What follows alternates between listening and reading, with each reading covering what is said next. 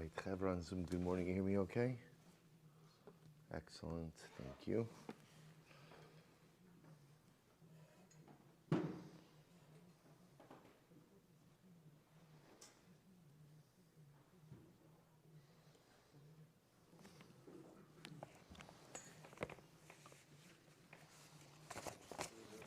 Good morning.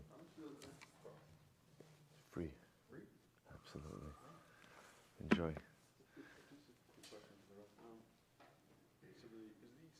it free if you don't want a prime rib steak? Yeah. Okay, I just have to RSVP. Absolutely. Okay, thank you. Great to have you.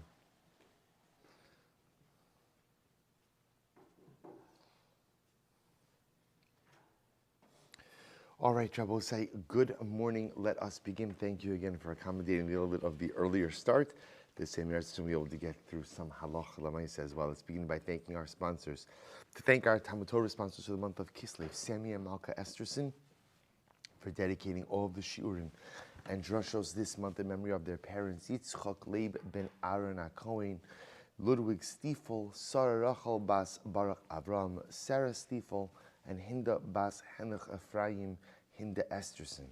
Our week of learning sponsors, Jack Bennett, in memory of First Sergeant Rafi Zengvo, who served as an infantry soldier in the Givati Brigade and was killed by Hezbollah in southern Lebanon on January 25th, 2000. We hope that in the merit of our Talmud Torah, these neshamas will have an aliyah and the families a nechama. We thank our Daf Yomi sponsors and the Schos of Refuah Shalema for Ruchama Aviva Bas Sheina Chana and for Rachel Yehudis Bas Tova Gittel. We hope that in the merit of our Talmud Torah, these two special women together with Kol Chole Yisrael will have a complete and enduring refuah. And mostly with that, let us begin. So we have a lot of really incredible Gemaras. What's beautiful about these Gemaras, as we're going to see over the next little bit, is a little bit of a window and an insight into some of the events which occurred inside of the Beis HaMikdash and how Beis HaMikdash life was conducted. So also we left off, today's daf is Kuf Gimel 103, and we are picking up, we left off on 102b. We left off with Amar Rav Yehuda Amar Rav Yehuda Amar Shmuel, which is 2, 4, 6, 8, 10, 12, 14, 16, 18, 19 lines up from the bottom. So remember again, the discussion in our Mishnah was going ahead and putting a bandage on a wound, or I should say, better stated, returning a bandage to a wound on Shabbos. So the Mishnah stated that halacha l'maisa, you can go ahead and put a bandage back onto a wound. Remember again, the case that Rashi explained was a Kohen wants to do the avodah. The problem is he was injured before Shabbos. So before Shabbos, he put a bandage on his wound. The problem is he cannot do the avodah with the bandage on his hand, so he would want to take it off. But the problem is if he's not allowed to put it back on, there was a general concern that he may come to abstain from doing the avodah if he is unable to return his bandage. So therefore again, the Mishnah explained the issue, also always the issue with putting the bandage back on. So interestingly enough, there really appears to be two issues. One issue is an issue of refuah on Shabbos, medicinal healing, but the real issue that they were concerned about was the issue of mimareach, smoothing out. Right? The bandage often has an ointment, or there's an ointment that's covered by the bandage, and the concern is that the Kohen may come to smooth things out, the ointment. So therefore I will say that's a concern. Now that's a dirabanan. So remember again that this is a dirabanan concern. Mimareach is a doraisa, but the concern is dirabanan. Therefore the Mishnah said you can go ahead and return the bandage in the Beis HaMikdash, but not outside of the Beis HaMikdash. The logic being, the concept will say one line to remember, Ein shvus b'mikdash. Ein shvus b'mikdash. That in general, again, we suspend dine dirabanan in the Beis HaMikdash itself. Good. So we'll say, so remember again, come along Rabbi Yehuda. Rabbi Yehuda said as follows. So Amar Rabbi Yehuda Amar Shmuel, halacha k'Rabbi Yehuda. So Rabbi Yehuda said in the name of Shmuel that the halacha follows Rabbi Yehuda. But remember again, what did Rabbi Yehuda say? Rabbi Yehuda held that halacha l'maisa, if the bandage falls off, you cannot put it back on. But if the bandage slips, right? If the bandage slips, let's say it slips forward, you can move it back. It slips back, you can move it forward. That's Shitas Rabbi Yehuda. So the Gemara says, furthermore, Amar Rav Chisda, so Rabbi Yehuda suggests that that's how the halacha follows. If the bandage falls off, you can't put it back, but halacha l'maisa, if the bandage slips, you can go ahead and return it back to its original location. Amar Rav Chisda, lo shanu elo shepir shagabe kli. Furthermore, I'm going to say now Rav Chisda is coming along and talking about the Tanakama. Now remember, the Tanakama allows you in the Beis Hamikdash that even if, or even outside the Beis Hamikdash, that even if halacha lamaisa, the bandage falls off, you're allowed to go ahead and put it back on. This is according to the Tanakama. Even it sounds like outside of the Beis Hamikdash, as long as you had the bandage on before Shabbos, if it falls off on Shabbos, you could put it back on. So Rav Chisda comes along and says, but when is that true? Lo shanu elo shepir shagabe kli. That's only true if when the bandage fell off, it fell onto a utensil. Look at Rashi for just a moment. So this is Rashi in the wide lines, about 2, 4, 6, 8, 10 lines up from the bottom. Ela shepir shagabe kli ala karo ala keses. So if the bandage fell off and it fell on a mattress or it fell on some other utensil, however, aval pir shagabe karko divra kol aser. But alocha if the bandage falls off and the bandage falls onto the ground, everyone agrees that halacha l'maisa, you are not allowed to put the bandage back on Shabbos. I will say, now what's the logic there? Agabi karka kilachatchila dami. Because I will say, this is very interesting. What does everyone agree with? Everyone agrees that you can't l'chatchila put on a bandage on Shabbos, right? That's what everybody's agreeing with right now. Their machlokes is if you had a bandage on before Shabbos, and then it falls off, can you put it back on? So the Tanakhama says yes. Remember, Rabbi Yehuda says no. Rabbi Yehuda says if the bandage falls off, you can't put it back on Shabbos. The only thing you can do is if it moves, you can readjust it. Tanakhama holds even if the bandage falls off, you're allowed to go ahead and put it back on Shabbos. So now Rav Chisda comes along and qualifies that. When is that true? Only if the bandage fell onto a kli. But if the bandage fell onto the ground, even the Tanakhama would agree you can't put it back. Why, Rabbi say? Because once it's on the ground, you know what, it's almost as if your body has lost its relationship with that bandage. So that were you to put it back on again, that would be the equivalent of what? Putting a bandage on for the first time again, which even the Tanakama agrees is asr. Amar Mar Barabashi. So Amar Mar Barabashi, have a kaimno kamei abo, nof lole abisadja. The Gemara says as follows. So Rashi says, I was in front of Abba, and what happened? He had a bandage on. His bandage fell off. The kamahader, and he put it back on. So the Gemara says, Rashi points out, Abisadja is nafalo alakar shimrosha. So apparently he had a bandage on his head. The bandage fell off his head and fell onto the pillow. Okay, the kamahader, and he put the bandage back on. So the Gemara says, Aminale, I said to him, Lo savar lamar lo hodam Rav Chisda machlokish shepir shagabe kli alal pir shagabe karka aser. So I said to him, I said, Abba, aren't you aware that that's a machlokes? Right? You both remember again, according to this approach, everyone is agreeing that halacha l'maisa, if the bandage falls off and falls onto the ground, ultimately again you can't put it back on. The machlokes case is where halacha l'maisa again it fell onto a kli. So in that case again the Tanakama will say you could put it back on. Rabbi Yehuda will say you can't put it back on. So aren't you aware that what you just did is subject of machlokes? So Amar Shmuel, and Shmuel said halacha Rabbi Yehuda. And Shmuel said halacha follows Rabbi Yehuda, which means what Rabbi saying? The halacha l'maisa, if the bandage falls off, whether it falls on the ground, falls onto a kli, you can't put it back on. So Abba, how are you putting the bandage back on? Amarli, and he said to me, Lo shmiali. I never heard that halacha. I think the what he really meant was Kilomar lo sirali. No, he heard the halacha. What he was saying was what? I don't hold that way. Okay, so we'll say, so halacha l'maisa, so what do we do over here? So we'll say this is very interesting. So the Mishnah Berurah comments on this. This is in Shin Chav Ches Sif Chav Hey. So Shin Chav Ches. I'm sorry, should have this prepared. My apologies.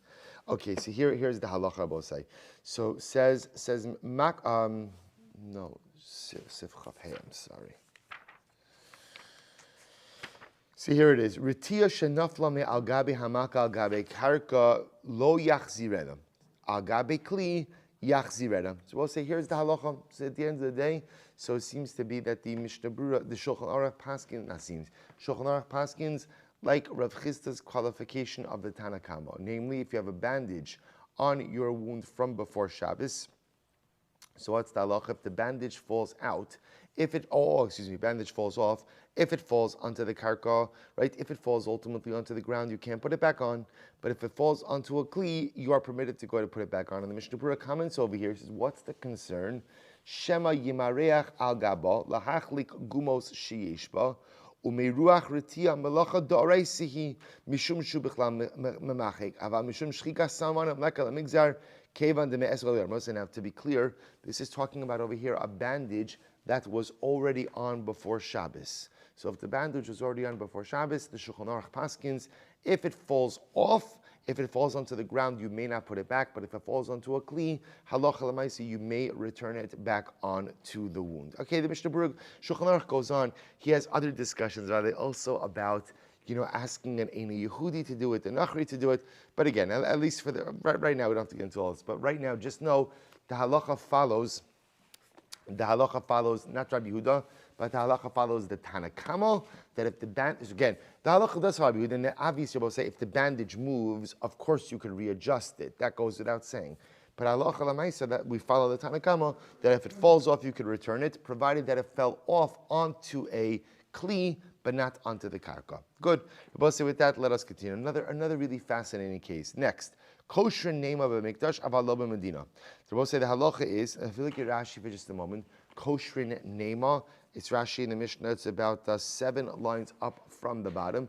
Kosher nema, Rashi says, nemas kinor shalaviyim. So this is what we're talking about over here. We're talking about remember, they had in the Beis HaMikdash, and as an accompaniment to the karbanos, they had shira. But not just shira, it wasn't just song, but they had instruments. We'll say for us, the concept of instruments as part of tefillah sounds something that is part of other streams of Judaism, doesn't, but understand something amazing, which is that shira was an integral part of avoda in the Beis HaMikdash, to the point that the Rambam discusses that if one goes ahead and offers up karbanos without accompanying shira, that the karban may be invalid. So just so you understand, it's an interesting discussion in general about the role that music played in the Beis HaMikdash. It's really an incredible idea. We've come so far from there. Sometimes one of the challenges with davening is, if we only had more time for more shira, right? How much more impactful davening could be. But okay, in any event, kosher name. Let's look at Rashi. Nemas kinor shalaviyim. So we'll say if you have the kinor, right, the harp of the Leviyim. So shall shalaviyim the karban. Im nifsika b'Shabbos. We'll say now watch what happened. One of the strings of one of the stringed instruments breaks on Shabbos. So we'll say, here's the case. So the case over here is kosher name of mikdash. If one of the strings of the stringed instruments breaks on Shabbos, you could repair the strings in the Beis HaMikdash. So we'll say, now remember, how do you repair a string? How do you repair a string? So b'pashtos, we're going to see that what's happening over here is you're tying a knot.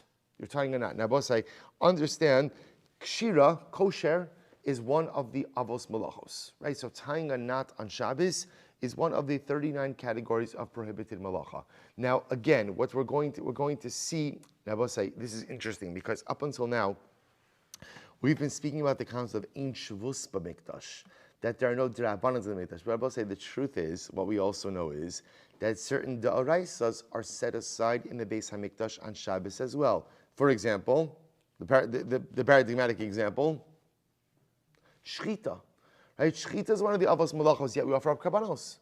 So what we're going to see is that I will say that things that have to do with the sacrificial order are going to be permitted on Shabbos, even if they sometimes require a malacha d'oraisa. So in any event, if the string breaks, you're allowed to go ahead and tie it in the mikdash, avalo b'medina. But obviously you can't do this outside of the Beis HaMikdash. You can't tie a knot outside of the Beis HaMikdash. Ve'im b'tchila, but I will say, let's say the Leviyim just got a brand new instrument, a brand new harp, and they forgot to string it. I don't know if that's the right verb for this, but they forgot to string it. You can't go ahead and tie the strings lechatchila. In other words, you can't go ahead and set up a new instrument on Shabbos that was never strung or stringed beforehand. Good. Says the Gemara. Let's understand. The Gemara says v'neima or minhu.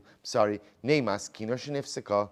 But say if you have ultimately the string of a kinor of a harp that broke, lo haya kosher ela onva, you wouldn't knot it, rather you would go ahead and tie it in a bow. So both say here, it's interesting, the Mishnah seems to indicate that you could tie it in a knot, yet the Braisa indicates to me, no, you can't tie a knot. The most you could do is what? The most you could do is tie a bow. So which one is it? Now both say, understand, a bow, what's a bow? A bow is a drabanan. A bow is a d'Rabbanan. So which one is it? Am I allowed to tie the actual knot or just the bow? Lo kashi haraban harabi Eliezer. Both say two different opinions. One is Rabbanan, one is Rabbi Eliezer. How so? So both say this is really this Gemara is so chock full of incredible machloksim. So both say this is the Rabbanan and Rabbi Eliezer for bris milah legabe Shabbos. Now both say, now understand what's happening over here. So this was a machlokes regarding machshire milah. We actually discussed this in Eruvin as well, which is everyone agrees that halacha l'maaseh you could do a bris milah on Shabbos. Everyone agrees, even though again a bris milah itself involves malachos daraisa, right? What's the malacha? It's also shchita, because anytime you draw blood, that's part of the malacha of shchita. So therefore, we'll say, but the shaila is, what about machshire milah? Machshire milah. So halacha l'maaseh, what about the preparatory activities which allow you to engage in milah but are not circumcision itself? Going ahead and boiling hot water for the baby, or going ahead and, in a dramatic case, I don't have a knife. So now I need to go ahead and chop down wood, make a fire, and forge a knife. So Rabbi Eliezer holds that machshire milah are mutter. The Rabbanan hold that it's milah that's mutter, but not machshire. To which the Gemara says, listen to this. So lo kash haraban harabi Eliezer. So we'll say, listen to this. So if you look at Rashi says over here, Karban Sibor Hava Mitzvah, Adoches HaShabbos, V'shir Hayu Machshir Didei. So we'll say, listen to this. Shir, right, Shiras Levium is Machshire Mitzvah. So Rabbi Eliezer, who allows you to engage in Machshire Milah, will also allow you to go ahead and tie a knot in the Levitic instrument because he holds Machshire Mitzvah are mutter. The Rabbanan who say that no, Machshirim aren't Doches Shabbos, the Mitzvah is Doches Shabbos, will agree over here that, yeah, you could fix the instrument, but you can't tie a knot. The most you could do is what? Tie a bow. So the Gemara says, and therefore that's the reconciliation of the Mishnah and the Brisa. The Gemara says, if that's the case, Rabbi Eliezer Machshir Mitzvah Dochnas Shabbos Koshra. According to Rabbi Eliezer, who holds that Machshir Mitzvah Dochas Shabbos, you could tie a knot in the Levitic instrument. The Rabbanan de Amri Ein Dochin Onva. And according to the Rabbanan, they say Machshir Mitzvah, preparatory activities for the Mitzvah are not Dochas Shabbos. You can't tie a knot. Rather, the most you could do is tie a bow. Rabbi Eliezer, so Rabbi say, if that's Rabbi Eliezer, afil lechatchila nami. So Rabbi say, if that's the case, then Rabbi Eliezer holds machshire mitzvah ardocha Shabbos. Then Rabbi say you should be able to string the instrument even lechatchila on Shabbos, right? I got myself a brand new harp, right? I'm a Levi, I got a brand new harp. Didn't have a chance to get it set up before Shabbos. Why can't I tie that lechatchila on Shabbos? That's machshire mitzvah ardocha Shabbos. To which the Gemara says, you're right. Elalo kasha. How do we reconcile understand what we're trying to do over here? We're trying to reconcile the Brisa and the Mishnah. The Mishnah tells me that if the string rips, I can knot it. The Brisa tells me if the string rips, I can bow it. So we're trying to reconcile that. To which the Gemara says, you're right. Elalo kasha, harabi huda harabana. This is incredible. So I said, listen to this. The machlokes, it really reflects two different opinions. Rabbi Huda and the Rabbana. Both say, now what's this Rabbi Huda? Look at Rashi. The Rabbi Huda, the Amar Aniva Av Melacha. Oh, both say, listen to this.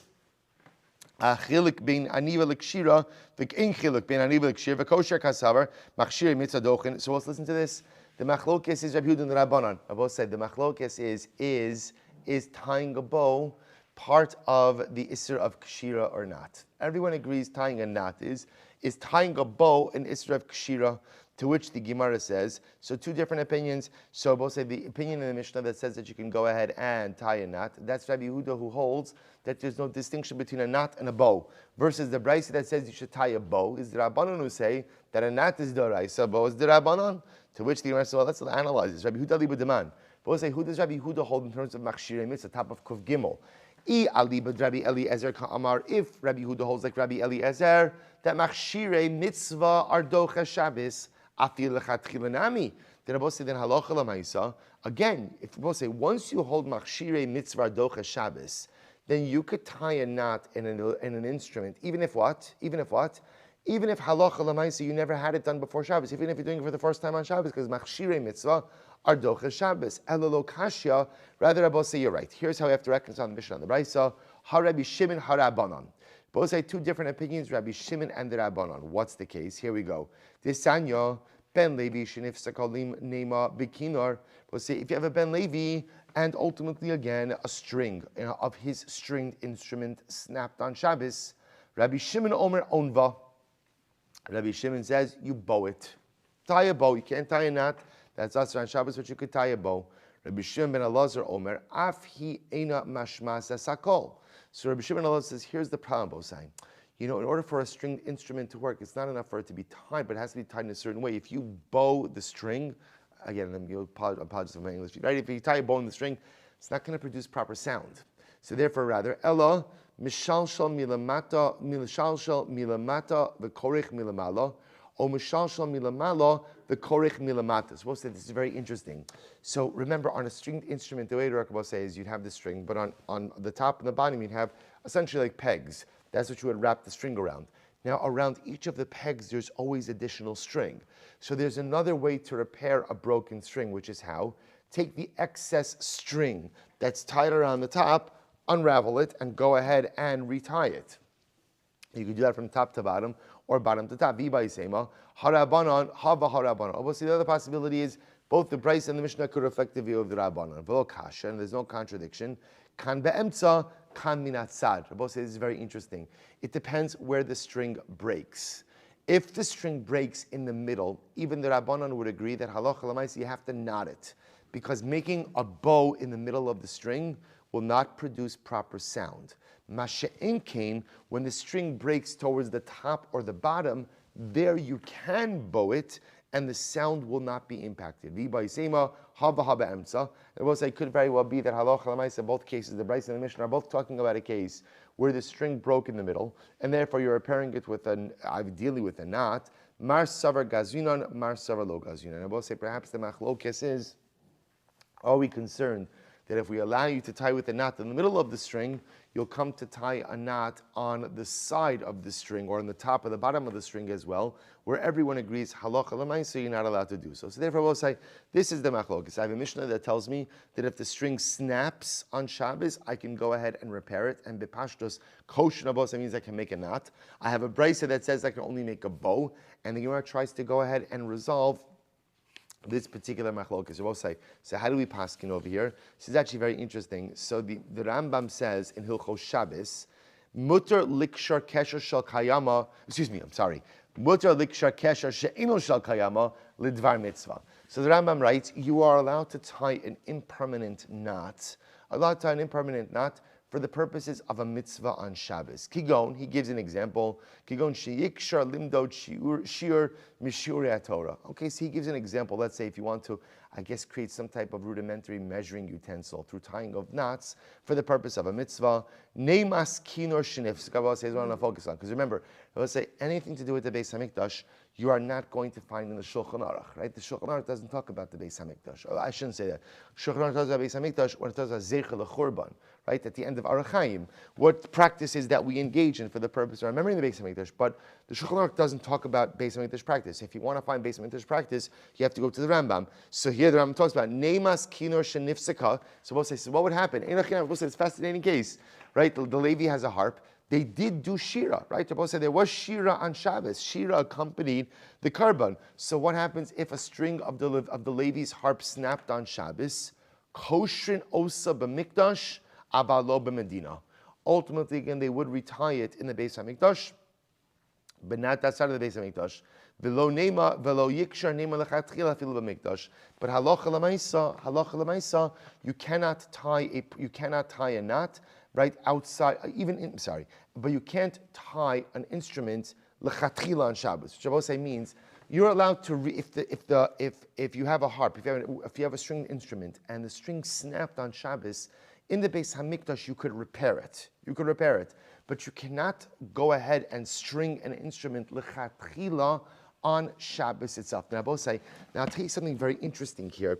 In this Rambam, so the Lechem Mishnah brings up, you know what? Actually, we're gonna leave this. I don't know. We don't have time for this. This happens to spark an incredibly fascinating conversation, just in general about the role of shira in the Beis Hamikdash on Shabbos. But again, halacha l'maisa, I will say the way the Rambam paskins is that if the string snaps, you are in fact permitted to go ahead and retie it on Shabbos in the Beis Hamikdash, but not outside of the Beis Hamikdash. Good. Mishnah. Chotchin yabelas b'mikdash. So we'll say next case, really fascinating. So the halacha is you could go ahead and we'll say, now literally means yabelas is a wart. You could cut off a wart in the Beis Hamikdash, aval lo b'Medina, but not outside of the Beis Hamikdash. So we'll say, so what is this talking about? Look at Rashi. Chotchin yabel, so Rashi says biyad. Now we'll say cutting off over here means with your hands. So we'll say what you could do is you could rip off a wart on Shabbos. Now what is this talking about? Rashi points out this is talking about an animal.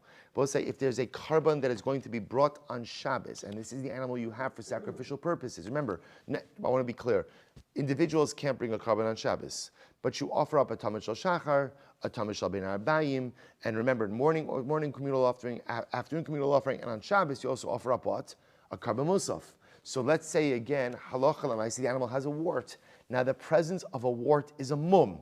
Now the good news is that once you take off the wart, the animal is totally fit for sacrificial use. So what can you do on Shabbos? You can go ahead and remove the wart with your hands on Shabbos. Only in the Beis Hamikdash, but not Medina, not outside of the Beis Hamikdash. Ve'im bekli, and if you use a utensil, kan v'kan aser.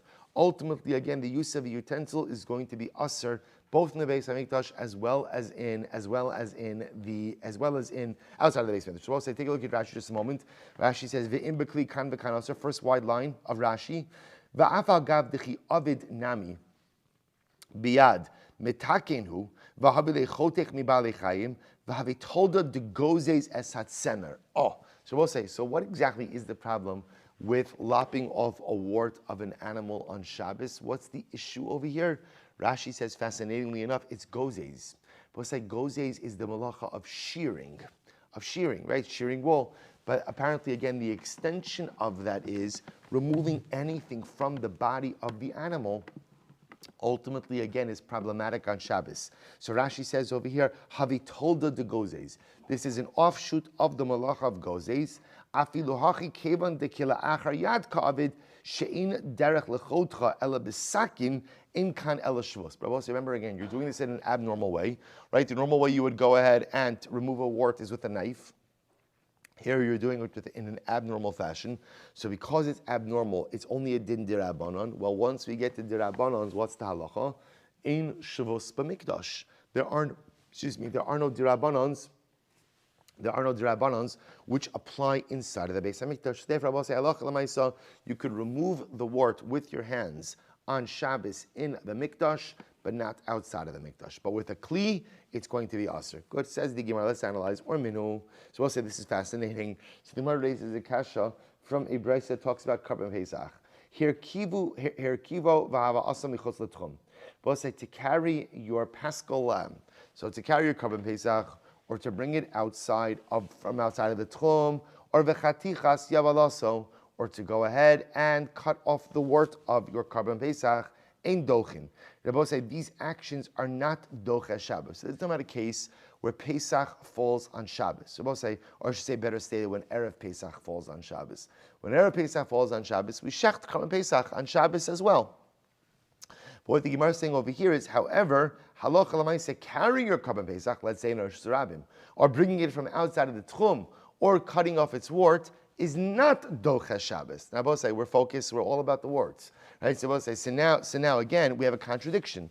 The Mishnah told me that halacha l'maaseh, I can go ahead and remove the warts on Shabbos, and yet again halacha l'maaseh, the brayse says I can't remove the warts on Shabbos. So what's going on over here? Rabbi Eliezer Omer Dochen. So Rabbi Eliezer ultimately said, no, these items are Doche Shabbos. Rabbi Eliezer, Rabbi Yossi ben Chanina, Chad Amar Hava Habalacha, Velo Kashya, Kan Biat, Kan Bekli.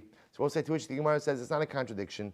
It could be that both are talking about, we'll see a distinction between a moist wart versus a dried up wart. So we'll say if it's moist, so therefore even if it's moist, then halacha l'maisa, the Gemara says still not a contradiction.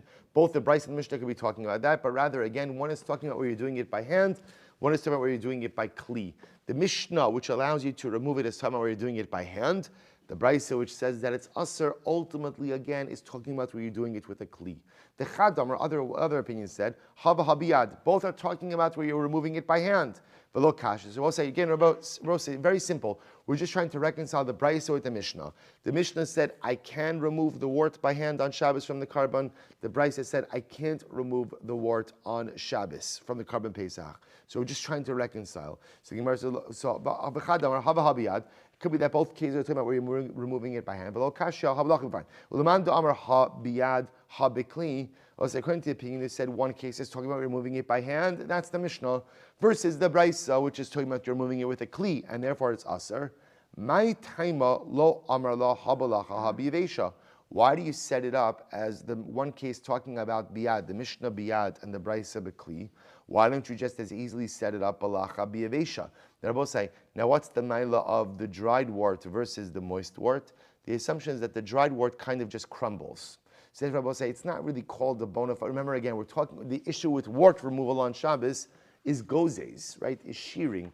But if something is dried up already, to a certain degree, one could view it halachically as if it's already removed from the body. So therefore, halacha l'maisa, why not set it up like that? Wow, because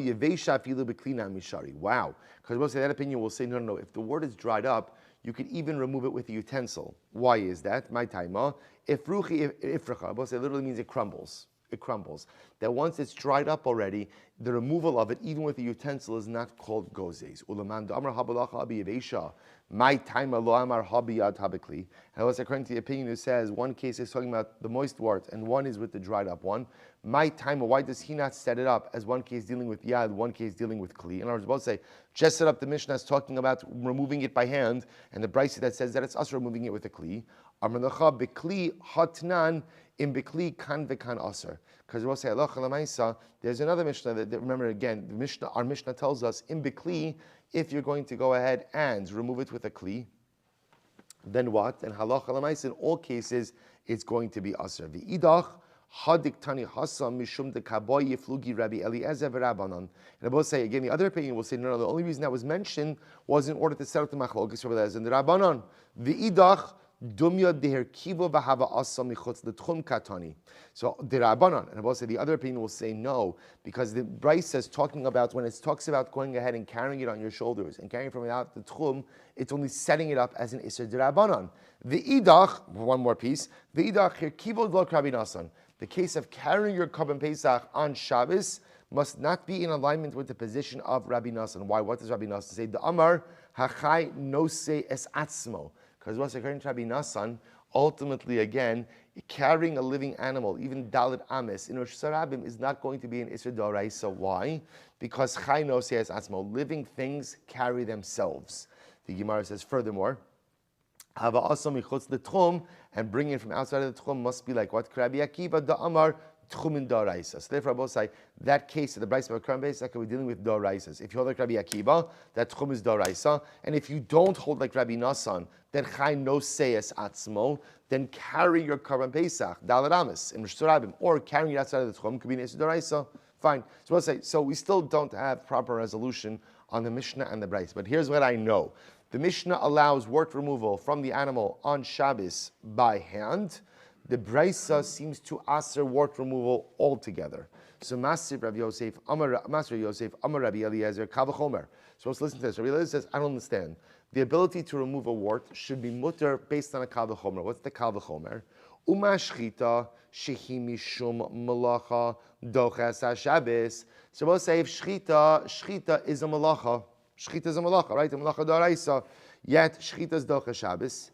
Elu shemishum shavus. Eno din shidchos HaShabbos. We'll say again, halacha, which is but it's a pretty powerful argument.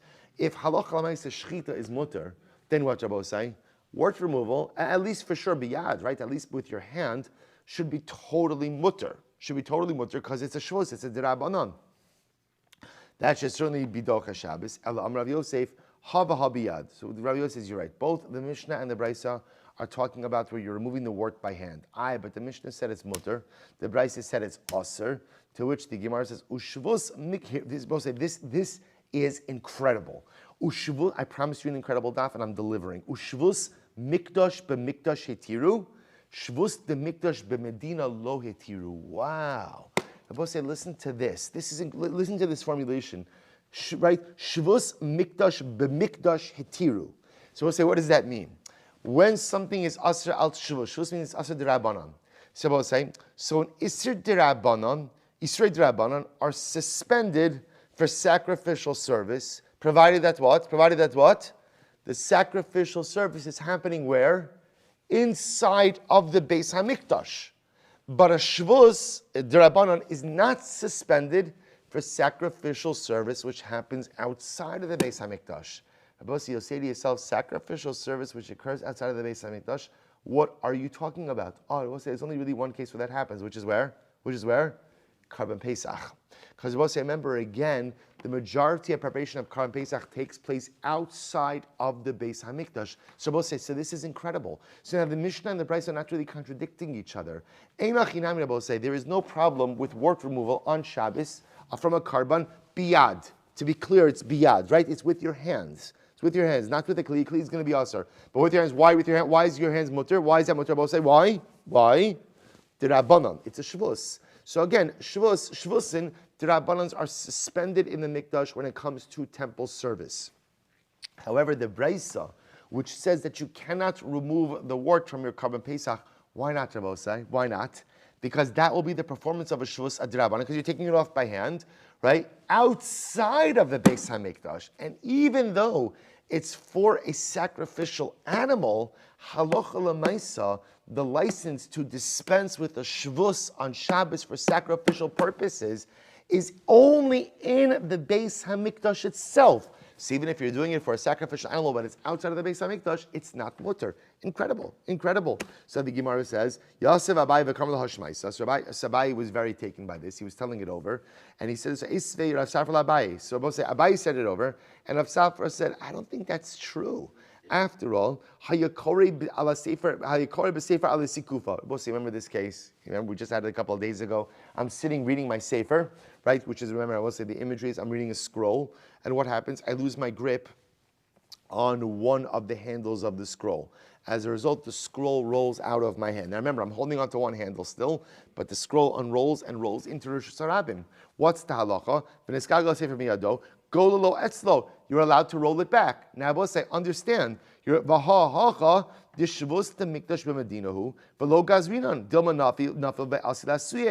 say, remember again. So what's happening over here? You're allowed to roll it back. Now we'll say, there's an issue d'Rabbanan involved over here, right? What's the issue d'Rabbanan? Ideally, right, in a perfect world, Chazal would say, we don't want you rolling it back. What are we concerned about? What are we concerned about? You may lose your grip on the other handle. The whole scroll may roll into Rosh Hashanah, and you may come to retrieve it. Yet remember again, Chazal said you could roll it back. Why? Because they suspended their shvus in the case of Kisvei Kodesh, in the case of holy writings, because again, there was a lack of kavod to Kisvei Kodesh, therefore we had to roll it back. So we'll say there's an example. So what the Gemara is doing over here is equating Kisvei Kodesh with karbanos. And essentially what it's saying is you see that we are suspending a d'Rabbanan for the sake of a holy purpose. In this case, to allow you to roll back the scroll. Well, if that's the case, so then we see that we can suspend d'Rabbanans for holy purposes even outside of the Beis HaMikdash. If that's the case, then what? It should be no problem to remove the wart from the Paschal lamb, from the Karban Pesach, right? Even if you're outside of the Beis HaMikdash. To which the Gemara says, come on. The Gemara says, after all, V'lavo kimna be'tzkuva kamlas v'shurab moveres lefaneo. Kevan da'agidu b'yada afilu shvus namileka. No. Remember, we'll say, how do we set up that case? That the isekufa, right, the front porch in that case was a Carmelis. So we'll say what we're doing over here is really, again, you have a Carmelis abutting a Rosh Hashanah, which in reality, Rabbi say, you can't come to an Isur D'Oraisa in that case. There is no Isur D'Oraisa. Because even if you were to lose the scroll in its entirety, to roll into Rosh Hashanah, then you were to bring it back onto your front porch, there's no Isur D'Oraisa. There's only at most, an Isur D'Rabbanan. That's why that case is mutter. But in general, our principle is true, that the suspension of Shvusin, of Dinei D'Rabbanan, ultimately, again, for sacrificial purposes, is only for sacrificial purposes happening within the confines of the Beis HaMikdash. Eisves, another kasha. Listen to this. You could lower your Karban Pesach into the oven right with nightfall. Now, both say this is talking about when Pesach itself. This is the case where Erev Pesach Erev Pesach was Erev Shabbos, and now Pesach is going to be Shabbos itself. So you're going to be eating your Korban Pesach on Shabbos. So the halacha is you're allowed to lower the Korban Pesach onto the coals, right with the entry of Shabbos. Now, both say what that means is, now again, we're not going to get into this now. We saw this in Masechah Shabbos. Now, both say the halacha is you can't leave food on a fire unless it's at least 1/3 cooked at the onset of Shabbos. Out of a concern of what? Shemichata. You may come to stoke the coals. That's an Isser D'Rabbanan. Yet we see that you're allowed to go ahead and you're allowed to put your Korban Pesach up on the fire before Shabbos, even though it's not 1/3 cooked. What do you see from here? You see from here that we do dispense with Dinei D'Rabbanan for sacrificial purposes, even outside of the Beis HaMikdash.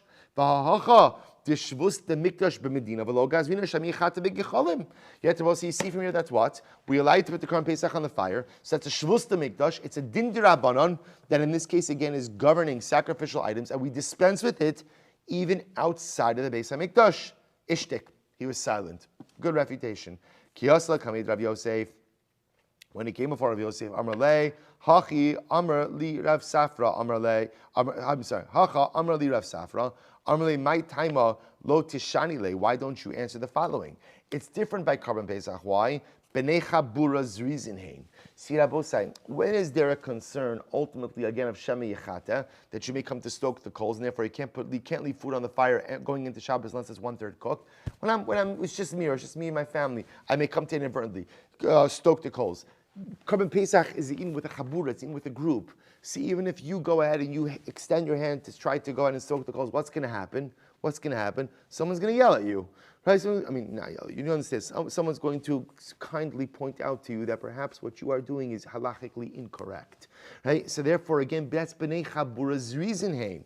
So the Gemara says, Abaye kohanim reason and Amrina b'nei chabura's reason. Abaye will say, no. We say kohanim's reason, but we don't automatically assume that b'nei chabura's reason. So the Gemara says, Rava Amar, Rabbi Eliezer Amar Machshirei Mitzvah Dochen Es HaShabbos. So we'll say ultimately again. So comes along Rava, and Rava says that if you look at the last two lines of Rashi, V'hadik Tani Masnisin the Bekli Aser Mod Rabbi Eliezer to Kamad the Efshar L'Shnei Mishneh. Listen to this. So now Rava comes along and says that really all of this reflects the view of Rabbi Eliezer. Rabbi Eliezer holds that Machshirei Mitzvah are Dochen Es HaShabbos. So we'll say this is a general klal. That Rabbi Eliezer Paskins, remember, go say this is Rabbi Eliezer by Mila. Right? That's where we first find what we call Rabbi Eliezer de Mila. And what does Rabbi Eliezer de Mila hold? That not only is Bris Mila Doche Shabbos, but any preparatory activities you need to do in order to go ahead and perform the Mila are also Doche Shabbos. So we'll say to the point, remember again, that we just said before, to the point that what? I don't have a knife. So Rabbi Eliezer says that what can you do? You can cut down trees, you could make a fire, you could forge iron to make a knife for Bris Mila. So therefore, I will say, Rabbi Eliezer would certainly hold that halacha l'maisa, you can go ahead and cut off the wart. Now, if it's Rabbi Eliezer, he would hold that not only can you cut off the wart, but how can you cut off the wart? Even what? Right? Even with a kli. Even with the utensil. Because Rabbi Eliezer holds that again, machshirei mitzvah dochen Shabbos. So 1 second. If the Mishnah is Rabbi Eliezer, then why does the Mishnah say you can only do this biyad and not bekli? Oh, listen to this. Umod Rabbi Eliezer, the kamo de efshar l'shanoi mishaninan. Because even Rabbi Eliezer agrees that just because something is technically mutter doesn't mean you should do it. In other words, they're both saying that while it's true that on a technical level, you could remove the wart even with a kli on Shabbos. But if you don't have to use a kli and you could use your hand, that is certainly better to do so. So the Gemara says, Mahi, where do we see this in Rabbi Eliezer? We'll say, here we see. Kohen sha'alsa boyabelas. Well, so listen to this. A Kohen who now has a wart. So we'll say, so remember again, what's the issue with a Kohen having a wart? A wart is a mum, which means that as long as the Kohen has the wart, he cannot do the avoda. So what happens? Chavero chot cholo b'shinav. So his friend could bite off the warts for him. That's a chaver, right? That's mamish. That's a friend. That's a keeper, right? So we'll say, so listen to this. So therefore, the Gemara says over here that halacha l'maisa, his friend could bite off the wart for him. So the Gemara says, now we'll say, it says, B'shinav in, B'chli lo. And interestingly enough, what do you mean? Like, why bite it off? In other words, why are you bringing up biting it off? Why can't he cut it off? So the Gemara says, "B'shinav in bikli lo, chavero in ihu lo." Furthermore, let the coin bite off his own wart, right? Why does he have to go ahead and have his friend bite off his wart? So we'll say, so there are two kashas. Number one, why does it have to be done with teeth as opposed to a kli? Number two, why does the friend have to do it, and why can't the kohen himself do it? To which the Gemara says, "Ilema rabbanon ubemikdash." So I'll say, if you want to say, it's talking of, it's reflecting the view of the rabbanon, and ultimately, again, this is taking place in the Beis Hamikdash. Kevan rabbanon ba'al mishum shvus hacha malihu mali chavero. So we'll say, so again, if it, maybe you want to say it's the rabbanon. Remember again, the rabbanon do not allow wart removal with a kli on Shabbos. They hold that would really be an Isser D'Oraisa. So fine. So I understand why it can't be Bakli. But ultimately, again, why does it have to be the Kohen's friend and not the Kohen himself? Elolav Rabbi Eliezer. The Amr Ba'alma Chayiv Chatos. So we'll say, really would be Rabbi Eliezer. And remember, again, under normal circumstances, wart removal with a kli, ultimately, again, would be a chayiv chatos. V'hacha af agav de machshirei mitzvah dochenes haShabbos. Now, remember, again, yet Rabbi Eliezer is of the opinion that machshirei mitzvah are doches Shabbos. And therefore what? And therefore, halacha lemaisa, you are able to remove the wart on Shabbos, even with a kli. So why does Rabbi Eliezer say that it has to be done, in this case, with his teeth or with his hand? Why? Because what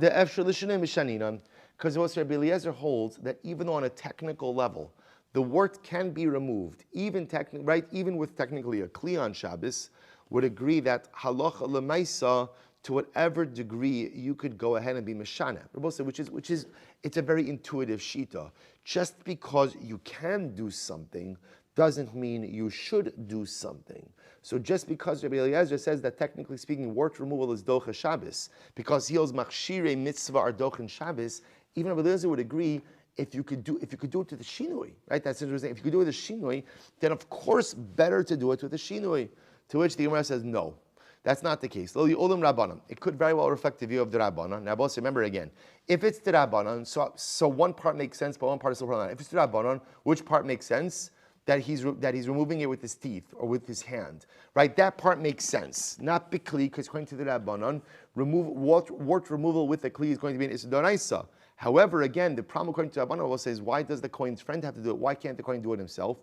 To which the Gemara says, you're right. I also bikreso hachinami. So if the wart was on his stomach, and hachinami, the Kohen could bite it off himself. Or as we'll say, so in other words, what does it mean? If the wart was accessible to the Kohen, he could bite off his own wart. To which the Gemara says, what's the case? We'll say, what's the case? The case is where the wart was on his back or on his elbows. So we'll say the idea being, the only reason it brings up his friend is not because there is some inyan to have your friend bite off your warts, but rather, again, this was a practical issue over here, that halacha l'maisa, the Kohen can't reach it. So because he can't reach it, that's why he gets his chaver involved. Good. Because ultimately, again, he is simply unable to go ahead and remove it. So I don't understand. But if it's the Rabbanan, nishkale nihile biyad. But if it's the Rabbanan, then ultimately, again, just allow wart removal to go ahead and take place by hand. The Tif showed to Rabbi Eliezer. So we'll say, Rabbi Elazar. But it appeared that really this reflects the Rabbi Elazar. How so? Damar Rabbi Elazar, machlokes biyad. Aval bekli divrei hakol chayiv. That the only machlokes will say is wart removal by hand. But if you're removing the wart with a kli, everyone will agree that halacha l'maisi chayiv uletamech. But according to your reasoning, Rabbi Eliezer nami lishkale nehele biyad. Let you remove the wart right by hand. Hai mai. So what is this case talking about? So I'll say, if it's Rabbi Eliezer, you could say that we don't allow you to remove it by hand, lest you come to remove it by kli. But if you say reflects the view of the Rabbanon, so ultimately again, let him remove the wart by hand. To which the Gemara says, V'su lo midi. And there is nothing more to talk about this topic because we've exhausted this entire topic of wart removal from Karbanos and from Kohanim. So we'll say, what is the halacha l'mais in this case? So we'll say, so again, this is an interesting case in general, just leaving aside the mikdash. So what is the halacha with wart removal on Shabbos? So the Shulchan Aruch, this is in Siman Shin Mem Sif Beis. Sorry. Quickly. Shin Mem Sif Bey says follows. Asr lachtoch yabelas migufo. You are not permitted to cut off a wart on Shabbos from your body. Bein biad, bein bekli, bein lo, bein la'acher. Rabbi say, so halacha l'maisa shulchan aruch paskins, you cannot go ahead and remove a wart on Shabbos, right? Whether ultimately, again, you do it with your hand, you do it with a utensil, whether it's your wart or whether it's someone else's wart. No wart removal on Shabbos. The Mishnah Berurah qualifies this even more, and he says, "Afilu hi yevesha do'omedes lehisparech lebasof me'atzma, afilu hachi aser v'kol ze le'yin isura v'ale'in chiyuv ve'enu chayv elem ki notla kishilacha b'kli das hu b'chlal gozi." So we'll say, interestingly enough, the Mishnah Berurah says this is even true with a dried wart, but he says all of this is d'Rabbanan. The only time there is an isser da'oraisa with wart removal is where the wart is moist and you remove it with a kli, right, with a utensil. Then it is the malacha of gozes. So we'll say again, only doraisa if it's moist and if it with a kli. But if you're missing any one of those two factors, you're only dealing with an isur drabanan. So were you to go ahead and bite off a wart on Shabbos or to remove it biyad on Shabbos, it would be an isur drabanan. Which Shabbos means in the mikdash, the Rambam paskins that halach l'maisa they would remove warts on Shabbos from animals and from kohanim, but not with a kli. Now with the kli. So as long as you're not using a kli, then halacha l'maisa it is a din d'Rabbanan, not a din d'oraisa. And once it's a din d'Rabbanan, we apply the concept of ein shvus b'mikdash. There is no din d'Rabbanan in the Beis HaMikdash. Good. Let's go back. Both said another. I tell you, these are great cases. Great cases. Mishnah. Kohen shlaka betzbo. So both said the Kohen gets an injury on his hand. Here's the case. The Kohen is injured on his hand. So what happens? Korech haleg gemi b'Shabbos. So we'll say essentially he puts a band-aid on. He puts a band-aid on Shabbos. Now look at Rashi. Korech haleg gemi va'afal pi shagemi mirape hasamako hol v'hashtem yotzorech avodihi delav orech arash shetireh makasu im avod mechasas. Listen, I want to be clear. It's really not a band-aid. We're going to see gemi means a reed. I'll say we're going to see the reed itself had certain curative powers. So what the Mishnah is saying is like this. If a Kohen, he hurts his finger on Shabbos, it's bleeding. So Rashi points out over here, it's not appropriate for the Kohen to go ahead and do the avodah with blood coming out of his hands. So what does he do? He places a reed over the wound. Now we're going to discuss the impact of that in just a moment.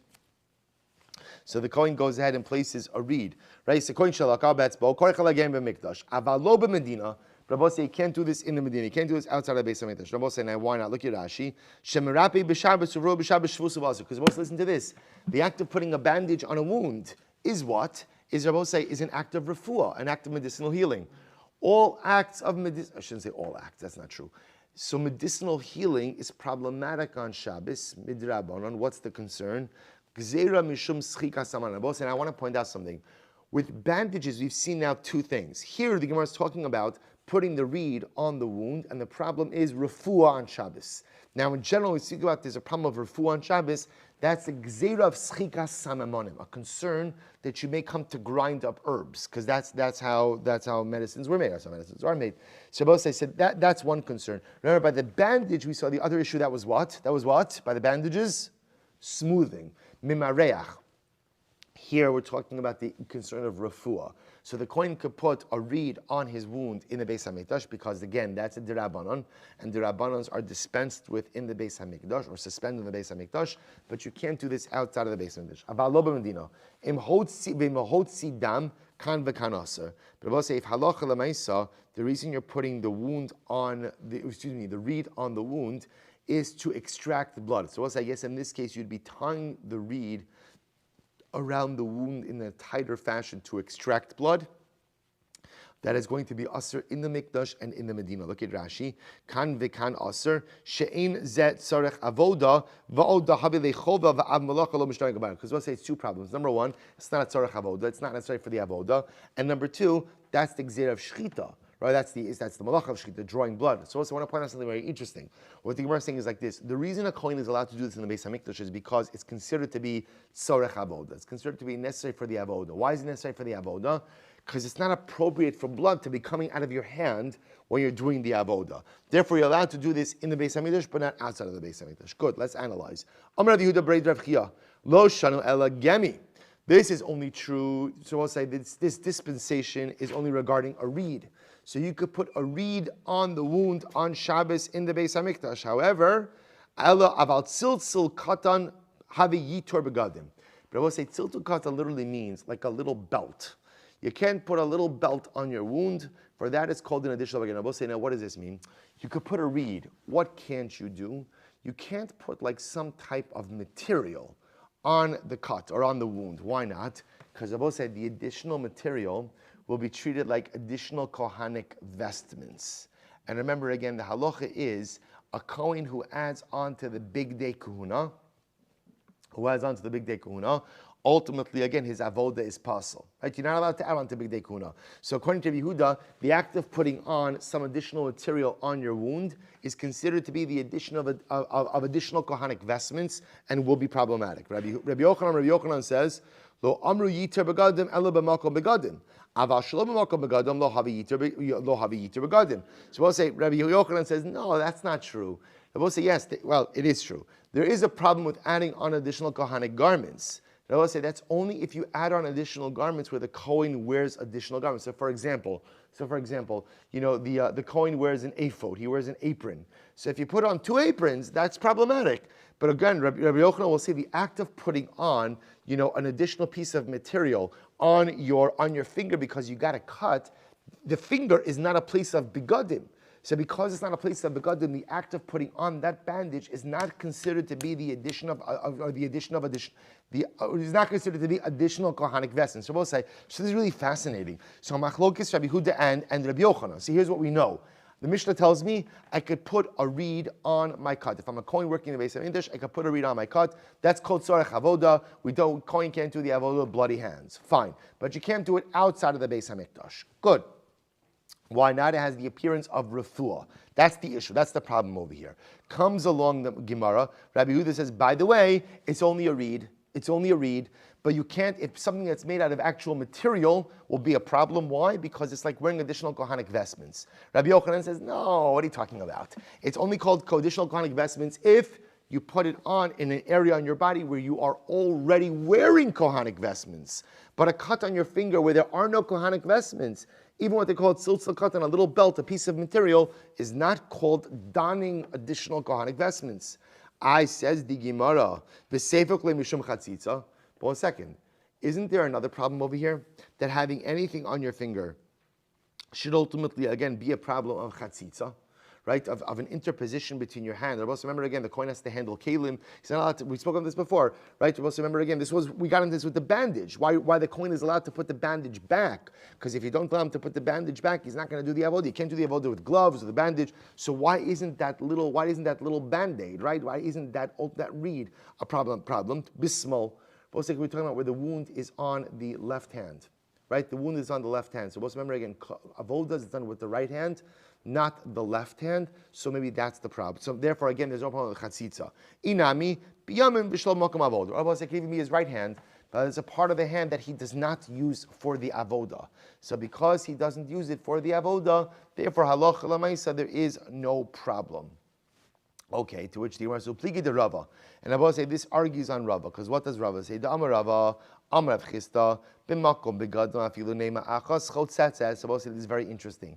So now Rabbi say we're going to get into the dinim of chatzitza. So now you understand my machlokes. The machlokes is Rabbi say essentially what happens if the Kohen wears a garment or a piece of material on a part of his body where ultimately again the Kohanic begadim aren't worn. Is that considered to be yitor begadim or not? The Amar Rav Chista b'makom begadim. If the Kohen wears an additional garment in the place where he normally wears his begadim, afilu neima achas chotzatzas. Even one additional strand of material is a chatzitza between his body and the begadim.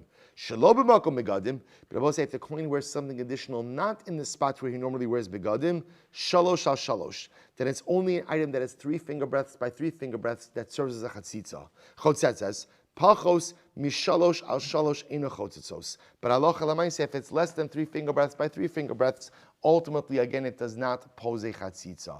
So the Gemara says, Ad Rabbi Yochanan vaday pliga. So you know what? We're going to stop over here. We're going to pick up a Mirat. Just understand what we're leaving off with. We're leaving off with a machlokes in the Mishnah about what type of item can be used to cover the Kohen's wound. According to Rabbi Yehuda, it's dafka the reed. It's dafka the reed. Because anything other than a reed that's material, ultimately, again, will actually pose a yitur begadim issue. According to Rabbi Yochanan, halacha l'maisa yitur begadim, only problematic with their actual begadim. Now, both say, now what that sparked is a whole discussion regarding chatzitza by Big Day Kahuna, which Emir Hashem we will resolve tomorrow. Both say, Yashakayach.